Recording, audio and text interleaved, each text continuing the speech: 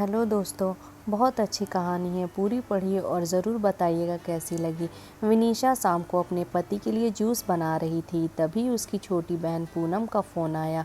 विनीशा ने जल्दी से फ़ोन रिसीव किया और कहा, मैं अभी तुझे ही याद कर रही थी। तुझे आम का जूस पसंद है ना?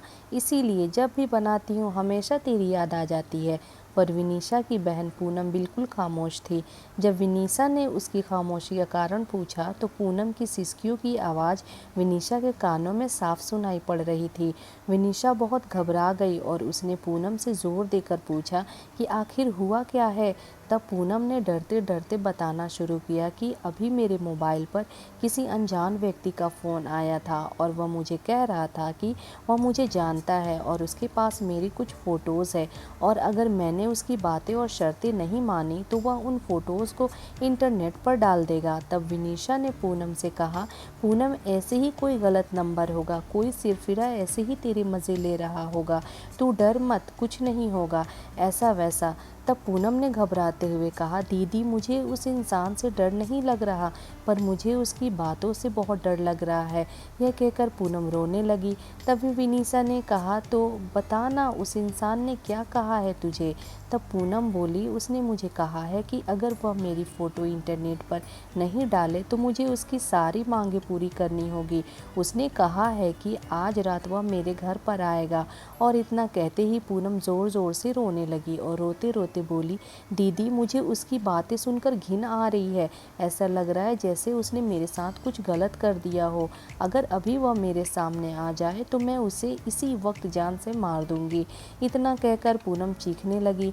तभी विनीशा ने पूनम से कहा, अरे पूनम, तू संभाल अपने आप को और मुझे उस घिनौने इंसान के नंबर भेज, मैं उसे अभी मज़ा चखाती हूँ। यह कहकर विनीशा ने फ़ोन काट दिया। पूनम ने उस बदमाश के नंबर और उसके बीच हुई बातचीत की रिकॉर्डिंग विनीशा को भेजी। जब विनीशा ने वह रिकॉर्डिंग अपने पति को सुनाई तो दोनों के होश उड़ गए।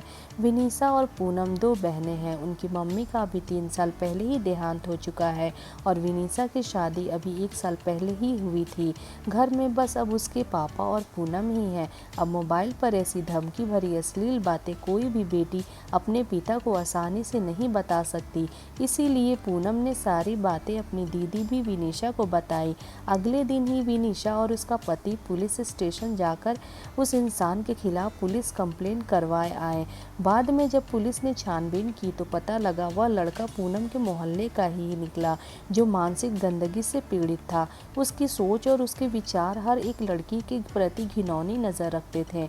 उसे पता था कि पूनम की मम्मी का देहांत हो चुका है और वह दिन भर घर पर अकेली रहती है और वे उसका फ़ायदा उठा सकता है, और वह लड़का अपनी बुरी नज़रों और घटिया बातों से पूनम की आत्मा के साथ खिलवाड़ कर रहा था।